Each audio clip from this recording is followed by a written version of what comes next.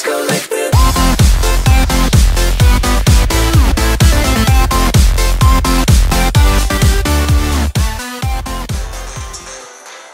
Alright guys, we just had a whole part of story, so now we're getting back into the actual game here.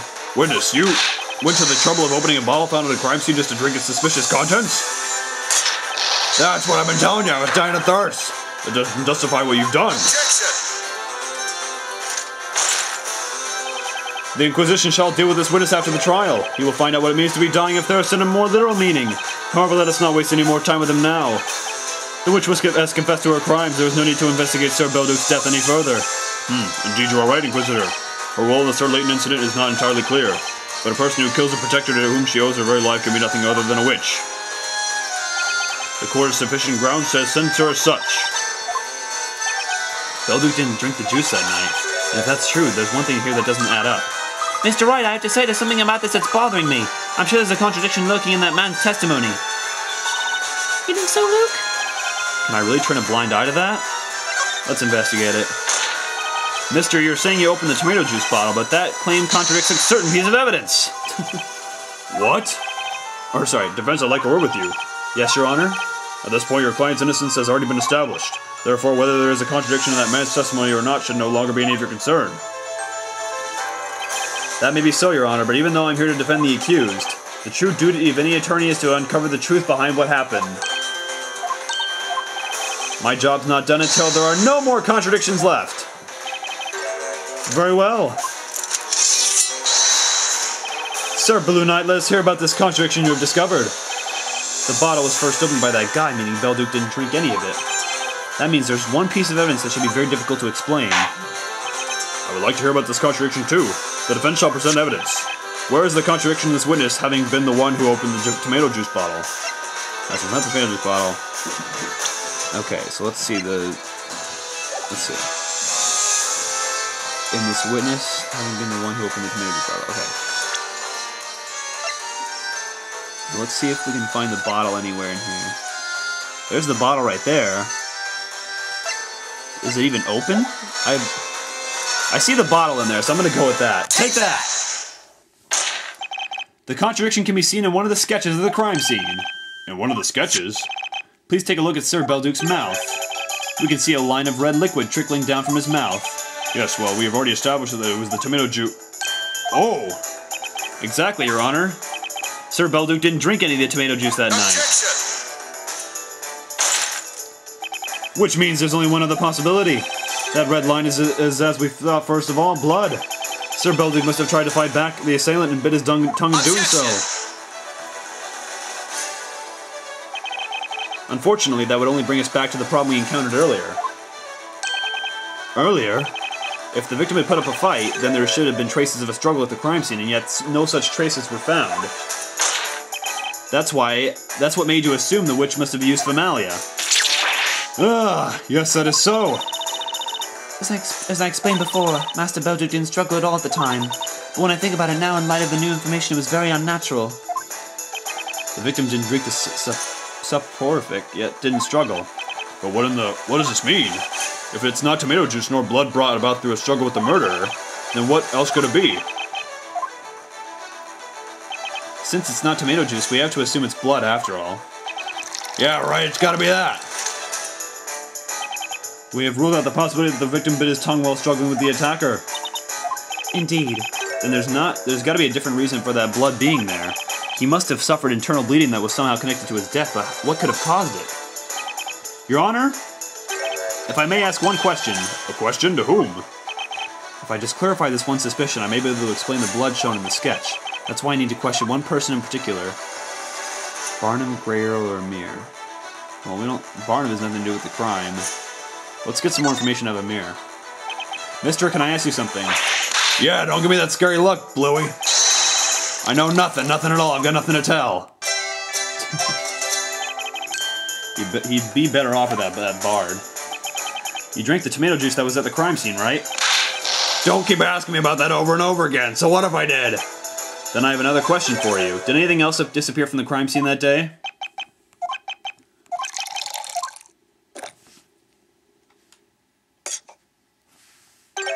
No, I didn't notice anything. Witness, just what have you done this time? You look like a dog caught making a mess on the carpet. Why are you looking at me like that? I don't know about anything going missing. I'm innocent, please believe me. Looks like my gut feeling was right. He took something from the crime scene. Something that could be directly connected to that red liquid around Belduke's mouth. What on earth did that man steal from the crime scene? A certain item disappeared from the crime scene that day, and at this very moment, it's highly likely that item is right in front of our very eyes. What? It's here? Isn't that right, mister? Is it? I have no idea. Defender, I order you to show us what this item is. The item that this witness took from the crime scene. Okay, oh gosh, I don't know. Can I look at the... Yeah, look at the sketches again.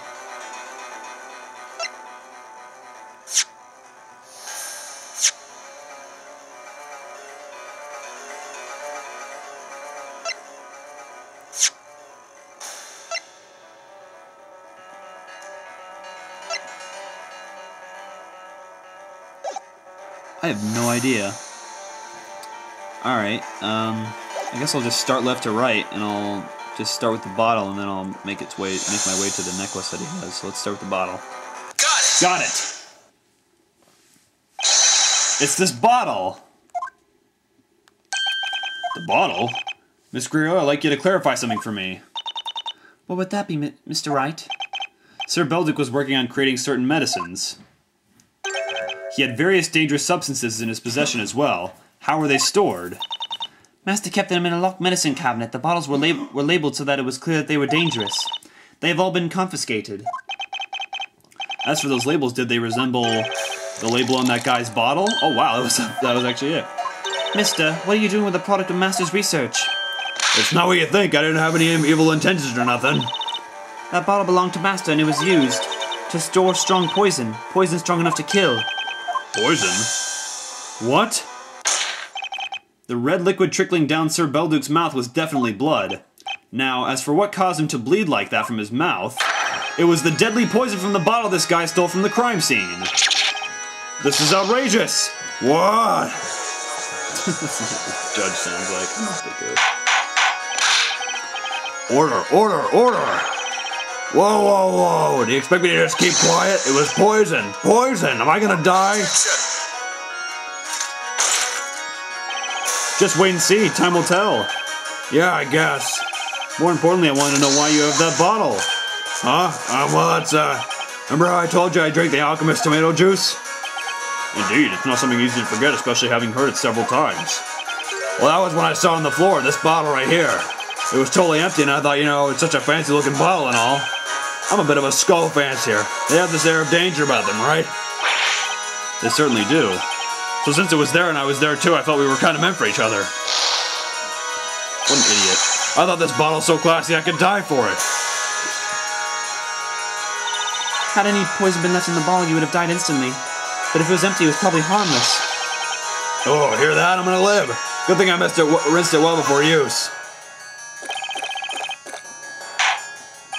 But if the victim was killed by poison, that raises a new question, of course. Who could have poisoned him? Considering all the evidence and the testimonies we've heard today, the answer is so close. I can taste it. Sir Belduke was poisoned by Grey Earl himself or Amir. Well, we kind of proved that it's not Grey Earl. I think that would be too easy. And we haven't really linked anything. So the options are Grey Earl himself or Amir. I think the way Phoenix Wright usually works, I'm going to go with himself, just for the heck of it. It was, of course, Sir Belduke himself. Sir Belduke himself? Sir Belduke took that poison of his own will. His death was suicide! Okay! Of course. Objection! Whatcha? That is preposterous! A suicide? Inconceivable! Objection! Think about it, Inquisitor. That would explain the most unnatural aspect of his death. The most unnatural aspect?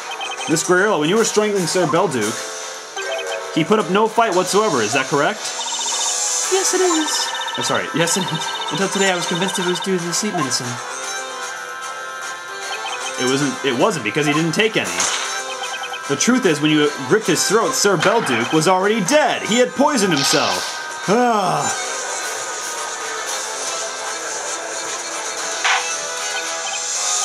But would the poison have caused him to bleed from his mouth? I personally know of no poison that works instantly and causes such symptoms. Oh, you don't? If I can't just tell them that it happens on TV all the time. There are certain plants in this area that contain a highly poisonous substance. In the course of his research, Master Belduke found a way to extract that poison. What am I hearing? Is there really such a dangerous plant in Labyrinthia? The poison is very bitter to taste, so it would be impossible to secretly slip it into someone's food or drink. And it would cause internal damage. It is a very powerful poison. Drinking it would induce a most painful death. And I think Sir Belduke could. But did Sir Belduke really choose such an agonizing death for himself? It doesn't seem like he suffered that much. I would like to know that too. Miss Grey Earl. You mean to say Master killed himself after exposing me as a witch? I cannot believe it. He just wouldn't commit suicide. Indeed, we cannot take such a theory at face value. Had he committed suicide, I dare say he would have left a suicide note. I can't say why Sir Belduke committed suicide, but I think there's a piece of evidence that can confirm his suicide was a possibility. There was a piece of evidence like that? If you have such evidence, you ought to present it to the court immediately. Present the evidence indicating that Sir Belduke's death could have been suicide. So it's not the tomato juice bottle, it's not the crime scene sketches, not the case outline. The only thing that's irrelevant, the only thing that's relevant to him is this letter, so this must be it. Take that! That's Sir Belduke's letter. Let's see, it was addressed to the storyteller, wasn't it? This is the last letter written by Sir Belduke. Now, if his death was a suicide, then this letter may well be a suicide note. We need ink on that. What we have here is nothing more than blank sheets of parchment. Whether or not there was a suicide note is something we can only speculate about. That's right. But there is one person who knows whether this letter was really a suicide note. God, that's weird. You mean the person who swapped its contents?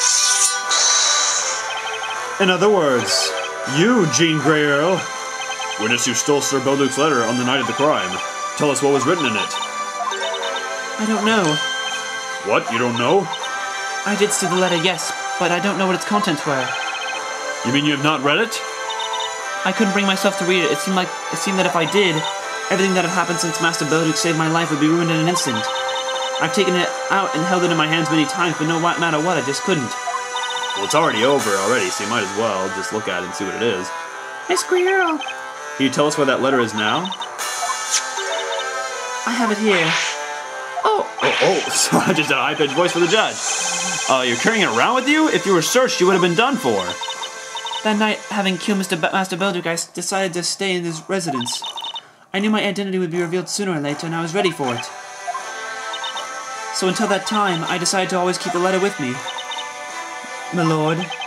Yes, witness. If you don't mind, could you please read it aloud? Now that I'm here in this place of judgment, I think I'm finally ready to hear what Master wrote. Hold it! Miss Grey Earl, I think you should be the one to read it. Me? Sir Belduke wrote this letter to the storyteller as he was preparing to die. I think it's only right his last words should be read by you.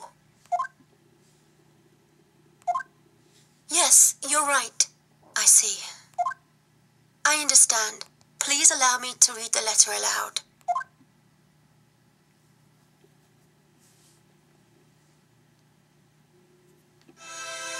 My dear friend, I hope you will be able to forgive me for leaving this world of my own will. I have finally made this decision, having seen that accursed bell tower appear in the flames on that dreadful night. That lightning was a sign that we have angered the gods. That was a cool transition. What I have done cannot be forgiven. I can never escape from it. For the past few days, I have been thinking that it might be best to simply expose everything. This town's secret, the truth about the witch. Of course, I understand that secrets need to be kept. However, I have grown very tired. I'm afraid I cannot keep the secret any longer. Alright, we'll continue with this letter when we come back with more Layton versus Wright. Stay tuned. Let's go.